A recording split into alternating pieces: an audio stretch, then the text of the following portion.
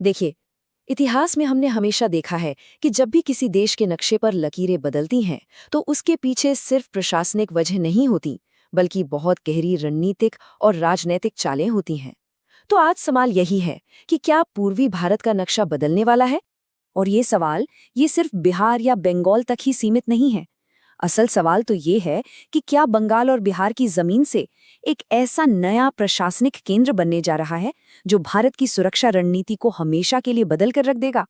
ये सारी अटकलें, ये सारी बातें शुरू हुई एक हाई प्रोफाइल दौरे से।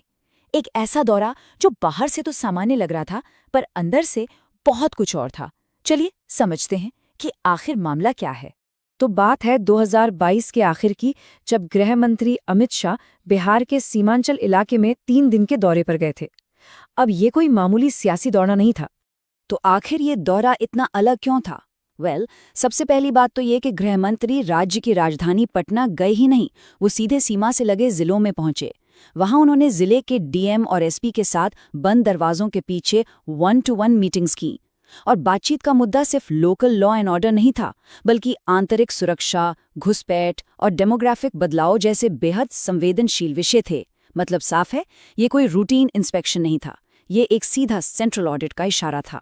तो सवाल ये उठता है कि इस दौरे के इतने गहरे मतलब क्यों निकाले जा रहे हैं? इसका जवाब छिपा है भारत की सबसे कमजोर और सबसे जरूरी भौगोलिक कड़ी में, जिसे हम चिकन नेक कहते हैं। सिलीगुड़ी कॉरिडोर, जिसे चिकन नेक के नाम से भी जाना जाता है, वो महज 22 किलोमीटर चौड़ा एक जमीनी रास्ता है, पर इसकी अहमियत बहुत ज्यादा है।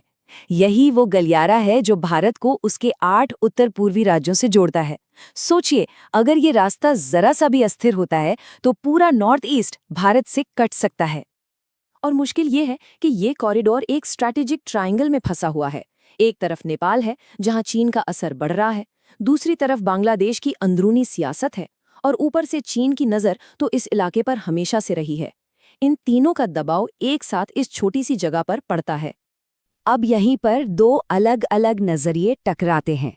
देखिए, राज्य सरकार का focus local law and order और राजनीतिक समीकरणों पर होता है, लेकिन केंद्र सरकार इसी जगह को राष्ट्रीय सुरक्षा के चश्मे से देखती है, जहां स्ट्रेटेजिक जरूरतें सबसे ऊपर हैं। असल में केंद्र की सोच ये लगती है कि इसे एक राज्य नियंत्रित सीमा की जगह एक राष्ट्रीय नियंत्रित कॉरिडोर बना दिया जाए। मतलब जिसका कंट्रोल पटना या कलकत्ता में नहीं, बल्कि सीधे दिल्ली में हो। जाहिर है, अगर ऐसा कुछ होता है तो इसका सबसे सीधा असर बिहार और पश्चिम बंगाल की सियासत और प्रशासन पर पड़ेगा। आइए देखते हैं कि कैसे। बिहार और बंगाल के कुछ हिस्सों को मिला के एक केंद्र शासित प्रदेश बनाना, ये सिर्फ नक्शा बदलना नहीं है। सोचिए, इससे चुनावी समीकरण पूरी तरह से बदल जाएंगे और सारी प्रशासनिक ताकत सीधे केंद्र सरकार के हाथ में चली जाएगी। तो ये सिर्फ एक सुरक्षा का कदम नहीं, ये एक बहुत बड़ी पॉलिटिकल री इंजीनियरिंग भी है। इस पूरी योजना पर पटना से, खासकर मिथिला के इलाके से चिंता की आवाजें उठ रही हैं।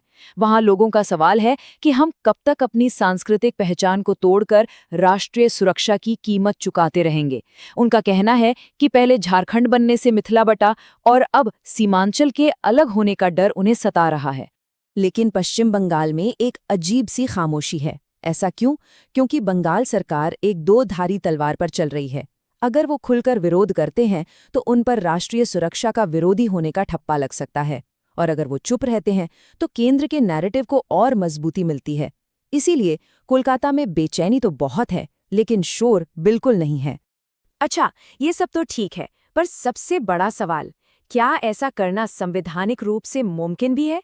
आइए जरा इसका कानूनी पहलू समझते हैं। हाँ, बिल्कुल मुमकिन है। भारतीय संविधान का अनुच्छेद 3 केंद्र सरकार को ये पूरी ताकत देता है कि वो नए राज्य बना सकती है और मौजूदा राज्यों की सीमाएं या उनके नाम भी बदल सकती है। तो कानूनी तौर पर केंद्र सरकार के पास ये अधिकार है। सवाल कानून का नहीं, बल्कि संघीय ढांचे की नैतिकता का है। और अगर ये नामुमकिन सा लग रहा है तो ज्यादा दूर जाने की जरूरत नहीं। बस 2019 को याद कीजिए। 5 अगस्त को अनुच्छेद 370 हटा, 6 अगस्त को जम्मू कश्मीर पुनर्गठन अधिनियम पास हुआ और 31 अक्टूबर को जम्मू कश्मीर और लद्दाख 2 नए केंद्र शासित प्रदेश बन गए। ये एक बहुत ताकतवर और हाल का उदाहरण है। यहाँ तर्क की लाइन को पकड़ना जरूरी है।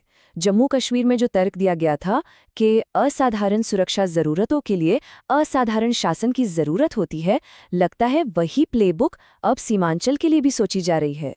तो अब आगे क्या हो सकता है? अगर हम सारी संभावनाओं को देखें तो मोटे तौर पर 3 रास्ते नजर आते हैं। तो आगे के रास्ते क्या हैं? देखिए, 3 मुख्य ऑप्शन दिखते हैं। पहला और सबसे सीधा विकल्प है एक नया केंद्र शासित प्रदेश बना देना। फायदा, सुरक्षा पर सीधा कंट्रोल, लेकिन नुकसान भारी राजनीतिक विरोध। दूसरा रास्ता है ग्रेटर कूच बिहार का, मतलब उत्तर बंगाल और सीमांचल को मिला देना, लेकिन ये करने में बहुत जटिल है और राजनीतिक रूप से भी बहुत चुनौतीपूर्ण होगा। और तीसरा ऑप्शन है सब कुछ वैसा ही रहने दो, बस केंद्र से फंडिंग बढ़ा दो। इसमें विरोध तो कम होगा, पर सुरक्षा की जो असली चिंता है वो तो बनी ही रहेगी। फिलहाल आधिकारिक तौर पर कुछ भी नहीं कहा गया है, लेकिन जो इशारे मिल रहे हैं वो असाधारण हैं। जिस तरह का रणनीतिक फोकस है और जो हमारे सामने ऐतिहासिक उदाहरण हैं, उन्हें देखते हुए अब सवाल ये नहीं है कि क्या ऐसा होगा, सवाल ये है कि कब और कैसे होगा। और ये सब हमें एक बुनियादी सवाल पर लाकर खड़ा कर देता है, राष्ट्रीय सुरक्षा और क्षेत्रीय पहचान। इन दोनों के बीच की लकीर आखिर कहाँ खींची जानी चाहिए? क्या किसी इलाके को सुरक्षित रखने के लिए उसे सीधे दिल्ली से कंट्रोल करना ही सबसे अच्छा और एकमात्र रास्ता है? ये वो सवाल है जो आने वाले समय में भारत के संघीय ढांचे की नई परिभाषा लिख सकता है।